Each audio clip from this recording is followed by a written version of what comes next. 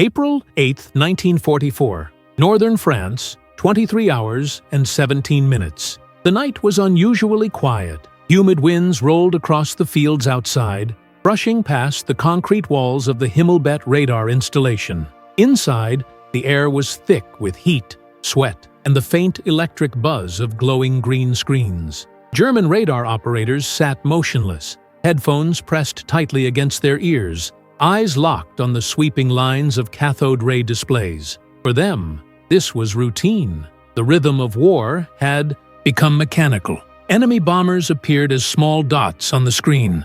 A vector was calculated, a command relayed, fighters scrambled. Another interception recorded. Another victory filed away in the growing archives of the Reich's nocturnal defenses. But that night, something was off. One of the younger operators, barely 20 years old, leaned closer to his display. He blinked, adjusted the dial, slapped the side of the console gently. Still nothing. The echoes were gone. Across the room, Moore, senior technician, narrowed his eyes, instinctively checking the antenna calibration. He barked an order. Another operator rechecked frequency alignment. Still nothing. The screen, which should have shown dozens of returning signals from Allied bombers, now sat eerily still. The Freya radar array had simply gone blind. The officer in charge stepped forward, face tense. His voice was sharp but uncertain. "Status report. Where are the echoes?" No one answered. They stared at each other. In a war defined by numbers, data, and discipline, silence was the most terrifying answer of all. The system wasn't malfunctioning. The power grid was stable, the weather clear, and yet the skies had vanished. Outside, the engines of Luftwaffe night fighters hummed quietly in their hangars, waiting for their orders. But inside the operations room, fear began to bloom in the space between the static. Because in war, you can plan for destruction, you can prepare for chaos. But what do you do when the enemy becomes invisible? The German air defense system had been considered one of the most advanced in the world.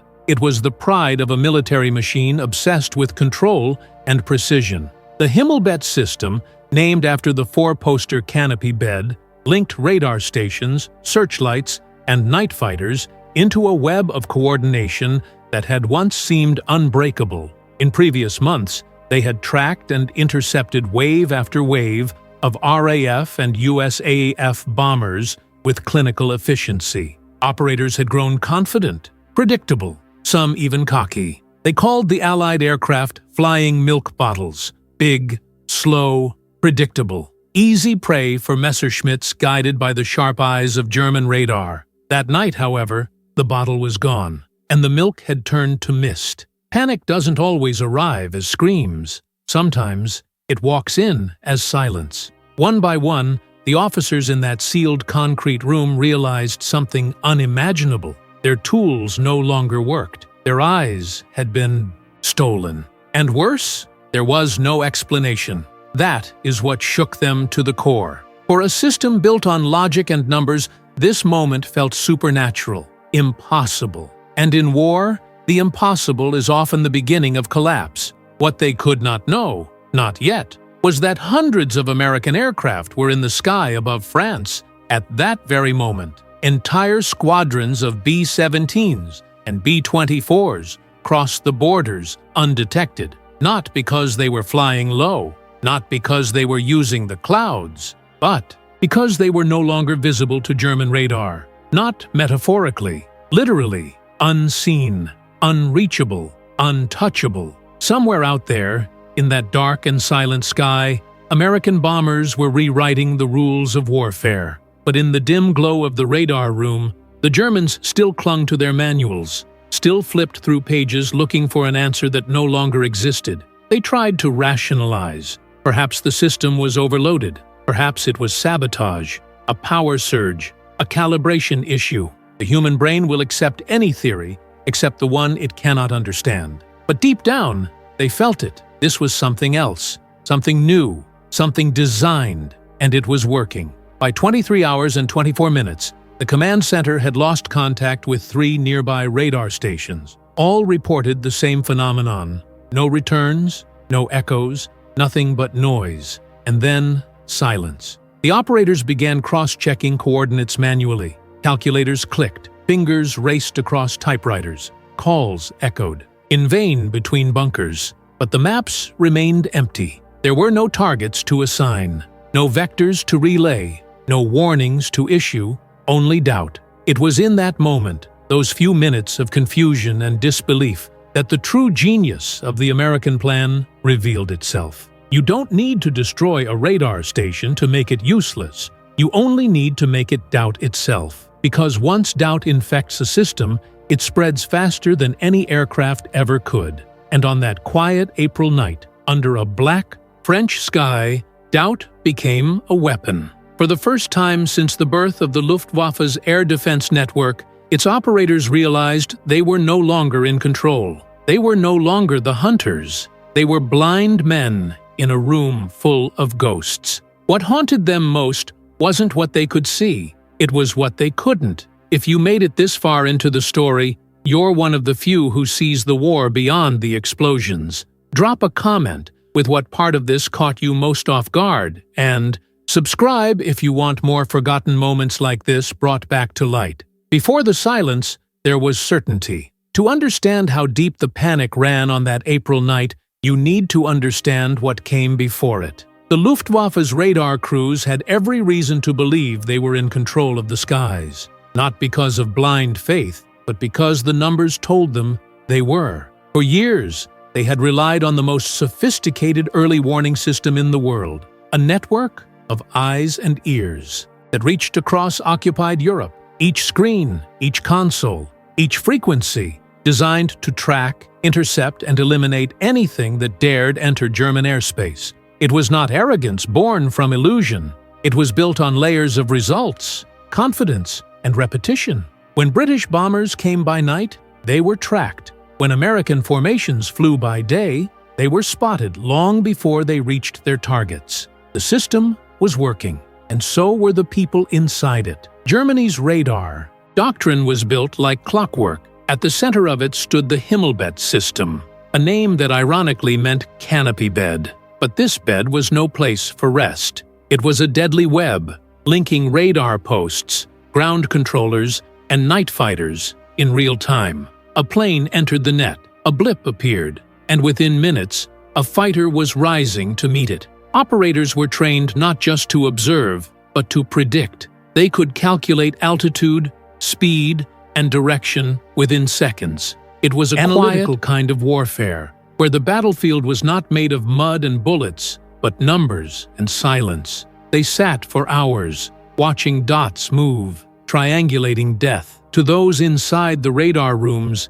it felt like science had triumphed over chaos. That sense of control became its own kind of shield. It protected them from the fear that gripped other parts of the Reich. The Eastern Front was a bloodbath. Cities were burning under American and British bombs, but inside the bunkers filled with glowing dials and precise instruments, there was order, predictability, mastery. And yet, it was exactly this mastery that made them vulnerable. Because when you believe you understand everything, you stop questioning the one thing you need most to survive. What if you're wrong? The radar crews began to see themselves as the invisible hand behind the Luftwaffe's power. The pilots in the sky were brave, yes, but it was the ground controllers who guided them. They were the voice in the ear, the calm tone that cut through engine noise and adrenaline. They knew where the enemy was before the enemy knew it had been seen.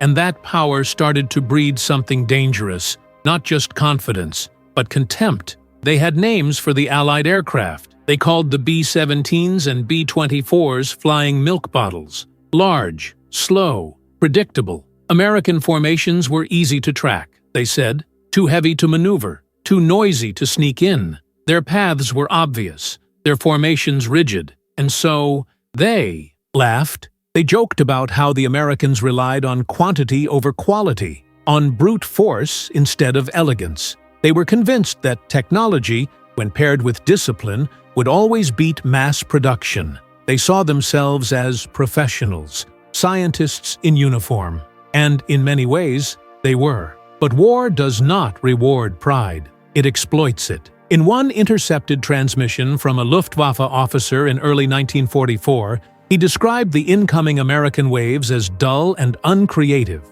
He noted that the formations moved with all the imagination of a freight train. What he did not realize, what none of them saw yet, was that the freight train never stops. And when it hits you, it does not need to be clever. It only needs to be relentless. There is a particular danger in underestimating your enemy, especially when that enemy is not trying to impress you. The Americans were not building myths. They were building machines, thousands of them, and behind each one stood factories, engineers, and a doctrine that favored adaptability over perfection. Meanwhile, the Germans were still fighting like the war was a chess match, but the Americans had changed the game, and soon they would flip the board. Inside the radar stations, though, none of this was yet visible. The operators still followed the protocol, still adjusted the dials, still issued intercept coordinates, and still believed that every night was theirs to control. They had been trained to see every echo as truth, every signal as fact. They did not consider that what they saw might be a lie, that one day the dots would vanish not because the planes were gone, but because they had become something else. That is why, when the echoes disappeared, their world collapsed so quickly. Not because they lacked courage, but because they lacked the imagination to see what was coming. If these forgotten corners of history fascinate you the way they fascinate us, take a moment to drop your thoughts in the comments. What struck you most? And if you believe stories like this deserve to be told, subscribing is one way to make sure they are never lost again. It did not look like much. At first glance, the C-47 Skytrain flying among the bomber formations seemed like just another transport aircraft. No heavy bombs, no defensive turrets, no roaring B-17 profile or polished aluminum skin catching moonlight. It moved quietly, almost modestly, in the shadows of the big bombers, but hidden inside its fuselage was a new kind of weapon, one that made no noise, left no crater, and shattered no buildings. It only shattered certainty. That night, among the hundreds of American aircraft cutting through the dark over France, a handful of these unassuming C-47s were running an operation that would mark a turning point in aerial warfare. The code name was Carpet. The effect was chaos. Inside the aircraft, racks of bulky equipment pulsed with power. Wires tangled across the floor. Technicians in headsets monitored frequencies, adjusted knobs, and watched the invisible war unfold across analog scopes. The goal was not to destroy German radar, it was to drown it. The concept was brutally simple. German radar worked by sending out pulses of radio waves that bounced off enemy aircraft and returned as echoes. These echoes created the blips on screen that told operators where to direct night fighters. But what if those echoes could be buried beneath an ocean of noise? That was the logic behind jamming. The Carpet system emitted powerful radio signals tuned to the same frequency bands used by the Germans. These signals did not carry information. They carried interference, static, a roar of confusion that overwhelmed enemy receivers and made real targets disappear inside a wall of false signals. It was like trying to hear a whisper during a thunderstorm. As the C-47s flew in formation with the bombers, they activated their jamming systems. Almost instantly, German radar screens across the region lit up with meaningless static. Instead of crisp, organized blips showing altitude and speed, the displays became smeared with flickering ghosts. Every new sweep of the radar dish brought more noise and fewer answers. To the operators on the ground, it looked like the sky had exploded with movement. Dozens of echoes bounced across their scopes, some fast, some slow, some moving in impossible directions. They tried to isolate targets. They tried to confirm positions. But the more they looked, the less they understood. It was not just a matter of confusion. It was a psychological trap. Human minds are wired to find patterns, to believe what they see. But that night, what they saw made no sense. It was as if the laws of flight had been broken. Bombers that should have been moving in tight formations now appeared scattered across vast distances. Some signals pulsed erratically. Others blinked in and out of existence. The radar system they trusted had turned into a carnival mirror, reflecting nothing but distortions. And while the Germans tried to make sense of the chaos, the real American bombers kept flying. There are reports from that night of German night fighters being scrambled based on false radar returns, only to find empty skies. Some were directed toward phantom formations. Others were led away from actual bomber streams. In several instances, pilots reported being unable to establish visual contact, even after receiving confirmed radar coordinates. One pilot, frustrated and confused, landed and filed a report stating that the enemy had vanished into thin air. But it was no magic trick. It was electronics. Behind this tactical deception stood teams of American engineers and scientists who had spent years developing electronic countermeasures. At the height of World War II, the U.S. military was investing heavily in a new frontier of combat, the electromagnetic spectrum. Laboratories across the country were experimenting with ways to blind, deceive, and outsmart enemy detection systems. What emerged was not a single breakthrough, but a philosophy, a belief that dominance in the air would not come just from superior aircraft, but from superior information control. The carpet system was just one piece of that doctrine. What made it so effective was not just the raw power of the jamming signal, but its adaptability. Technicians could shift frequencies mid-mission. They could mimic the characteristics of real echoes, creating false targets that moved like actual bombers. They could even modulate signal strength to make the jamming pulse appear further away or closer than it really was. It was not just noise. It was a language of confusion, and the Germans were not fluent. The Reich's radar infrastructure, while technologically advanced for its time, was not designed to deal with this kind of manipulation. Their operators had been trained to read clean signals, to trust the math, to follow a system built on assumptions of honesty from the sky. They had no protocol for this level of deceit, which meant they had no defense against it. One of the most fascinating details about the carpet missions was how little it took to completely unhinge an entire air defense network. In many cases, just one jamming aircraft positioned correctly could compromise the effectiveness of multiple radar stations across a wide area. It did not need to fire a single shot. Its weapon was presence. It is hard to grasp today, in the age of digital warfare, just how groundbreaking this was in the 1940s. Most people still thought of war in terms of bombs and bullets, but here was proof that control of the invisible spectrum, the air between the air, could decide the outcome of battles before they even began. As the American bombers reached their targets that night, the German response remained scattered and incoherent. Some flak batteries opened fire into empty skies. Others held back, unsure if they were even facing an attack. Communication lines flooded with conflicting reports. And in the radar stations, operators sat stunned before screens that had once made them gods, but now showed them nothing. The genius of carpet was not in its volume, but in its precision. It turned confidence into confusion. If you're still with us on this journey through the unseen battles of World War II, we want to hear from you. What would you have thought if your screen went blind in the middle of the night? Leave a comment and let us know. And if this kind of hidden history moves you the way it moves us, consider subscribing. It helps these stories stay alive. It was so simple, it was almost insulting.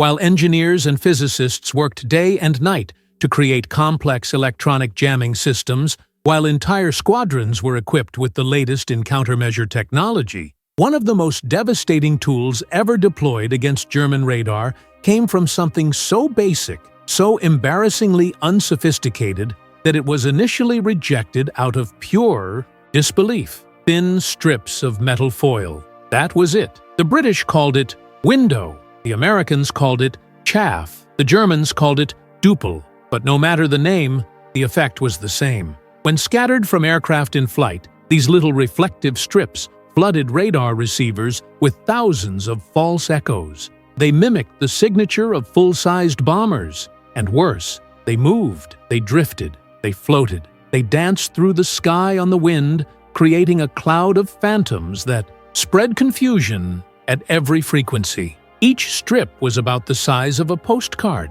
Made of aluminum-coated paper or metallized plastic, it weighed almost nothing, but released by the thousands, it became a storm of invisible lightning that struck directly at the heart of German air defense. And it worked brilliantly. Allied bombers began releasing window in waves, coordinated with bombing runs. As the formations approached radar range, the strips were dumped in thick curtains. From the IAD ground, radar operators watched as their screens bloomed with what looked like a sky full of aircraft. In reality, it was just falling foil, but radar could not tell the difference. For the German crews trained to interpret those signals, it was a nightmare. Suddenly, instead of tracking a few dozen bombers with clear trajectories, they were staring at hundreds of returns that drifted across their scopes like a swarm of insects. Some signals pulsed brightly, others faded, all of them moving at different speeds and directions.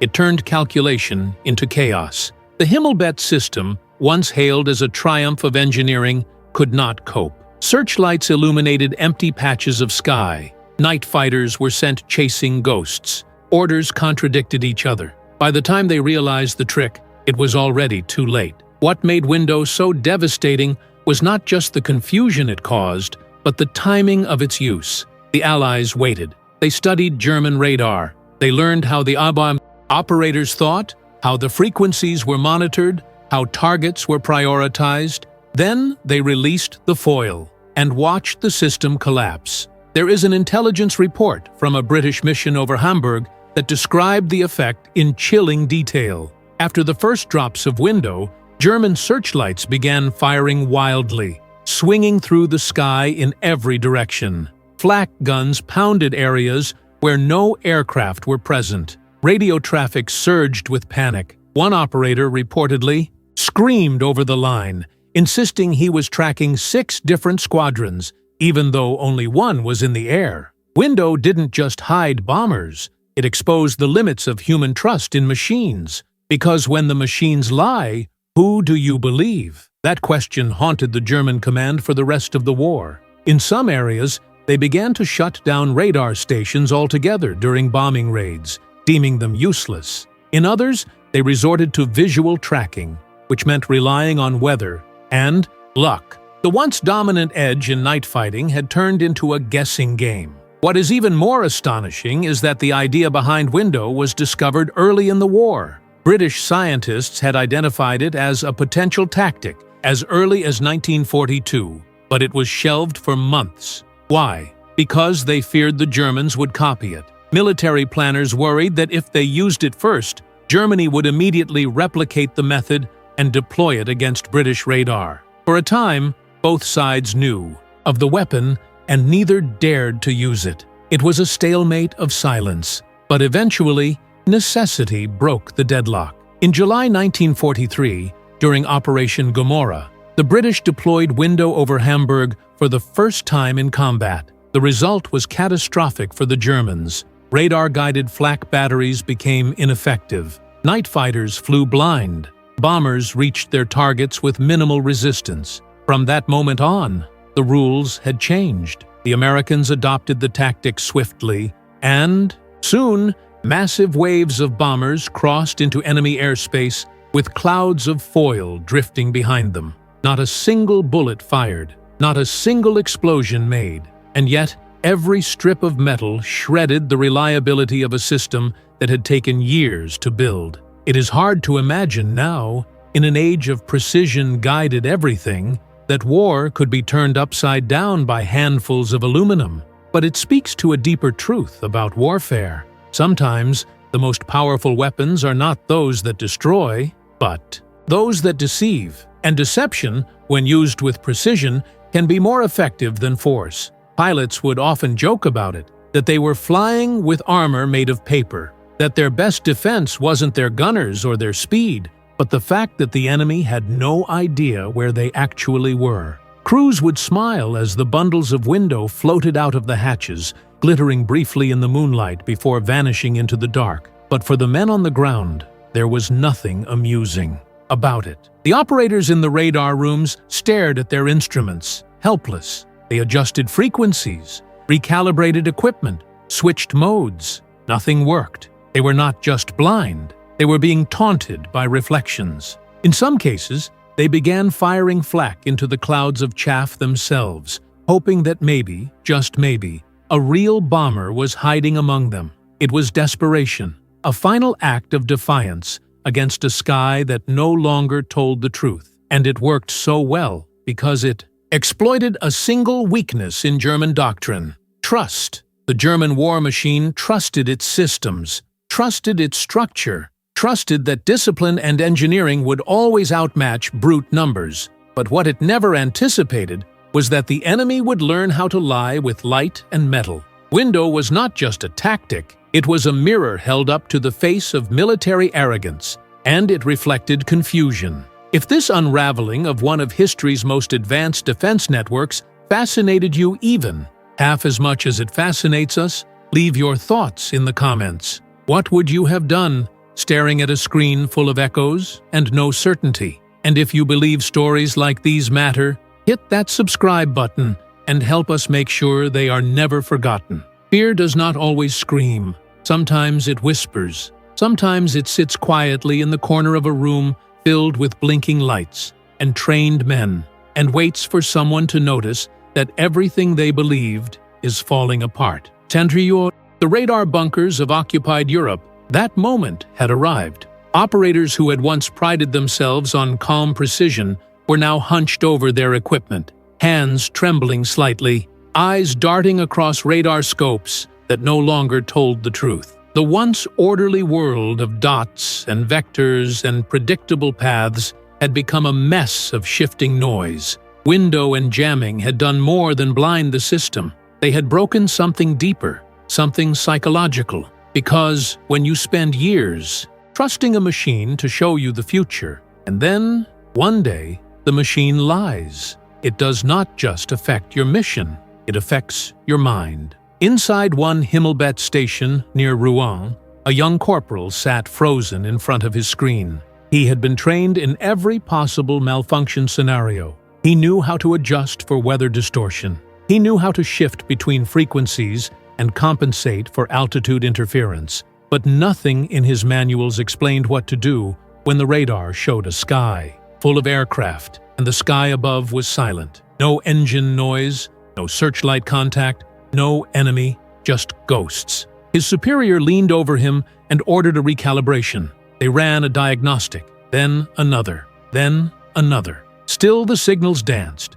Still the echoes blinked and vanished, and reappeared in ways no aircraft could move. The corporal tried to speak, but the words did not come out. His voice had dried up, and in that silence, he felt something primal. Not confusion, not anger, fear. He felt. Reports began flooding in from nearby stations. Similar patterns. Radar blindness. Aircraft that could not be seen with searchlights. Fighters dispatched to intercept targets that did not exist. One pilot radioed back, saying he had flown straight through an enemy formation without ever seeing a single plane. Another insisted he was surrounded, only to realize moments later he was alone. Flak batteries opened fire into empty skies, the gunners aiming not at visual contact, but at coordinates shouted over the radio. Entire waves of artillery vanished into the dark, their explosions lighting up nothing.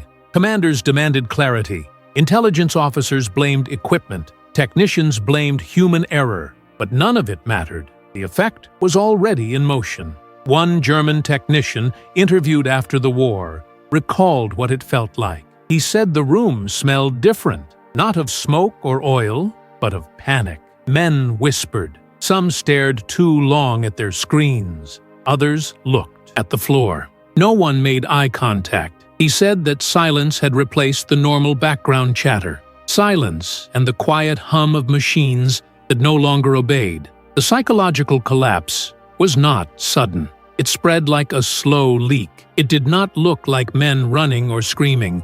It looked like hesitation, like decisions made a second too late, like orders given with less force, like the growing realization that the war they had trained for had already moved past them. because this was no longer about aircraft. It was about belief, and belief, once shaken, does not return easily. Across the Western Front, Luftwaffe units began reporting increased stress among radar crews. Absentee rates went up, performance degraded. Veteran operators began making mistakes that rookies were expected to avoid. Some requested transfers to ground units. Others simply shut down, mechanically following procedures that no longer made sense. They were still doing their jobs, but they were no longer sure. Why? One of the most haunting examples came from a station outside St. Quentin. During a major bombing raid, the radar team detected what they thought was a massive Allied formation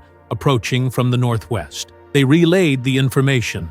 Fighters scrambled. Anti-aircraft positions readied. But no bombers came. They adjusted their data, ran the calculations again. Still nothing. 3 hours later, while command struggled to understand what had gone wrong, real bombers approached from the south. Low altitude, tight formation. No radar warning. No resistance. The bombs fell before anyone even knew they were there. That moment was more than a tactical failure. It was symbolic. It proved to the German defense network that they were not just being deceived, they were being outpaced. The enemy had not only found ways to blind them, they had learned how to manipulate their very instincts. They had become invisible not just to machines, but to logic. And that broke something human. It broke the trust between what a man saw and what he believed, between what a screen showed and what the sky delivered, between protocol and reality. A commander in Paris wrote in his diary that week. His entry was brief. It read, "We are fighting shadows with sticks. Because what do you do when the machines lie and the night refuses to speak? For those of you who feel the weight of that question, you are not alone. If this story resonated with you, if it made you feel the quiet unraveling of certainty, take a second to share your thoughts below. Every comment helps keep these forgotten echoes of history alive. And if you feel that this kind of storytelling has a place, consider subscribing. It is how we carry the signal forward. The war was no longer about who had the sharpest pilot or the fastest aircraft. That era was fading. What replaced it was colder, more abstract, and infinitely more powerful. It was a war fought in factories and laboratories, on drawing boards, and through blueprints. A war decided by engineers with pencils and equations, not just soldiers with rifles. And in that kind of war, the United States held a weapon more decisive than any bomb: scale. The industrial might of America had already proven itself by 1943. Tanks rolled off Detroit assembly lines like cars. Liberty ships were built faster than they could be sunk. But what most German commanders failed to grasp, at least at first, was that this industrial machine was not just mass-producing vehicles and ammunition. It was also producing ideas, thousands of them. In the quiet corridors of Western Electric, RCA, and Bell Labs, scientists were crafting tools for a kind of battle most of the world still did not fully understand. The electromagnetic spectrum, radio waves, frequencies, pulses, had become the new terrain, and whoever controlled it could control perception itself. They were not building weapons in the traditional sense. They were building confusion, electronic countermeasure. Systems like Carpet, Jostle, and Big Switch became standard equipment on Allied bombers. Each system served a different function. One flooded radar with white noise. Another mimicked fake signals to create ghost squadrons. A third changed signal frequencies mid-flight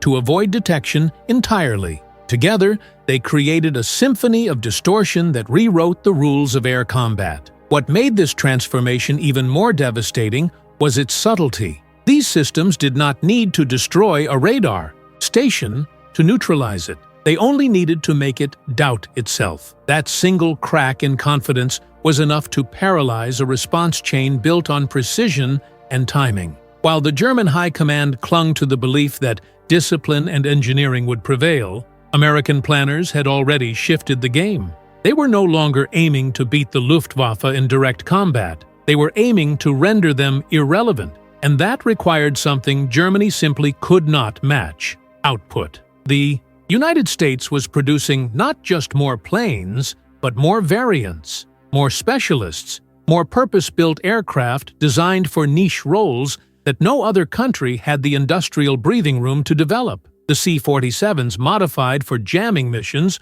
were not anomalies. They were the result of a doctrine that said every threat must have a counter, and every counter must be scalable. This philosophy extended beyond aircraft. Training manuals were rewritten to include electronic warfare. Air crews received briefings on signal interference, jamming protocols, even radar psychology. Intelligence divisions tracked which German radar stations were most vulnerable to specific types of interference. Missions were tailored accordingly. It was a war fought with spreadsheets and signal graphs, and every sortie became an experiment. The German radar network was forced to respond, but every adaptation took time. Every recalibration required manpower. Every new signal analysis was a step behind the enemy that had already moved forward. The Luftwaffe, once feared for its innovation, had become reactive. Meanwhile, Allied command centers processed thousands of intercepted German communications each day. Decoders at Bletchley Park and other listening posts were compiling real-time evidence of chaos within the German defense infrastructure. One decrypted message from a radar officer near Calais simply read, "Cannot see, do not know what is real. Advise." That was the new battlefield. And on Tibuty once, that battlefield, American air power was not just physical. It was psychological. What made this campaign even more remarkable was how invisible it remained to the general public. There were no newspaper headlines about electronic warfare, no famous generals credited with winning this battle. The names of the engineers who made it possible were unknown to the men whose lives they were saving from inside metal fuselages 30,000 feet above occupied France. And yet, their fingerprints were everywhere. In the gaps between German radar signals, in the delays in Luftwaffe response times, in the empty airfields where night fighters waited for orders that never came, in the shock on the faces of officers who realized they had launched defenses in the wrong direction.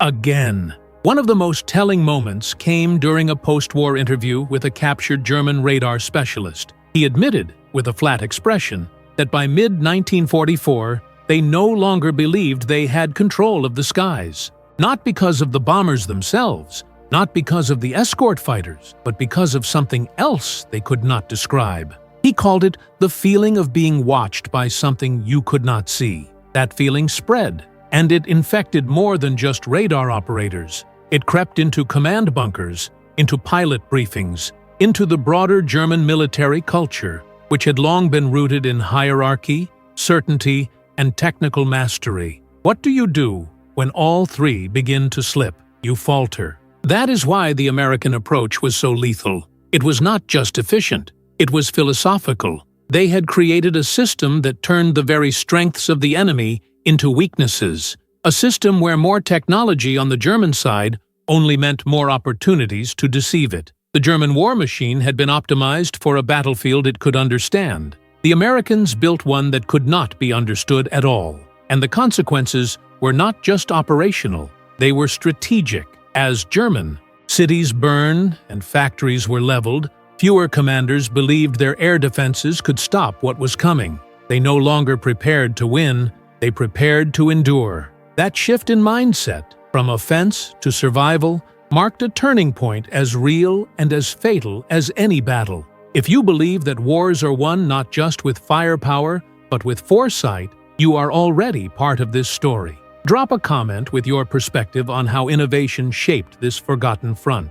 And if voices like these deserve a place in the present, subscribing ensures they echo into the future. By the spring of 1944, the sky above occupied Europe had changed, not in color or sound, but in meaning. What was once a place of structure and logic had become a realm of uncertainty. What had once been filled with confident signals and clear targets now echoed with doubt. The night air, once charted and controlled, had turned into a silent accomplice for the enemy. German radar crews, who had once sat at the EEA heart of the Luftwaffe's early warning system, now operated inside shadows. They were not blind by lack of vision, but by an enemy that had made itself invisible, by design. And worse, this invisibility did not scream.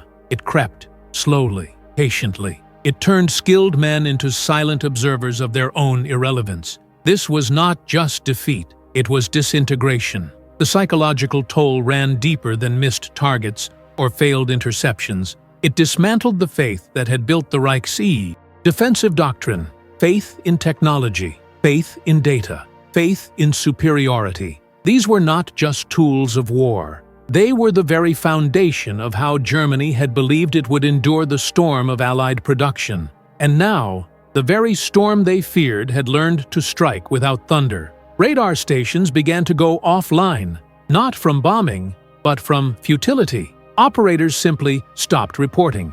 Some stations were abandoned mid-shift. Others fell into silence, left running on autopilot while their crews sought other duties, anywhere that offered the illusion of control. Fighters were grounded by confusion. Anti-aircraft batteries fired on guesswork. Commanders issued orders based not on intelligence, but on instinct, like chess players making random moves after the board had been flipped. The skies were lost long before the land. In May of 1944, just weeks before the D-Day invasion, Allied aircraft were flying deeper into enemy territory with less resistance than ever before. German defenses still existed on paper. They still filled out reports. They still moved on maps. But on the ground, in the radar rooms, there was only noise. A former German technician recalled how, in those final months, they would sit in the dark with the machines humming around them and do nothing. They would pretend to analyze data.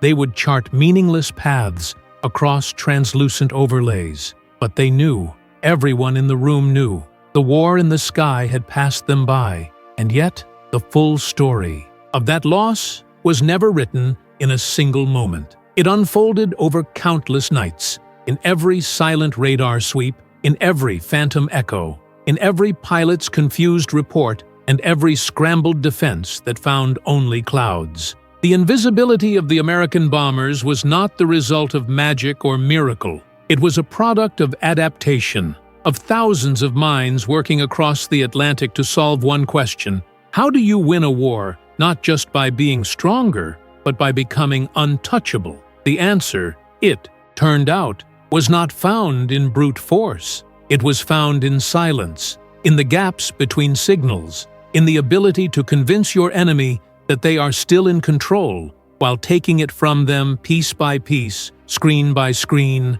until all that remains is static. By the time the Allies launched their full-scale invasion of Europe, the Luftwaffe's radar network was a hollow shell. Stations that once hummed with coordination now struggled to detect their own coastline. Bombers flew overhead like ghosts, their engines humming softly above cities that could no longer see them coming. It is a haunting legacy, a reminder that power is not always about destruction. Sometimes it is about presence so subtle, so precise, that it erodes resistance without ever needing to fire. And in that erosion, a different kind of victory is written.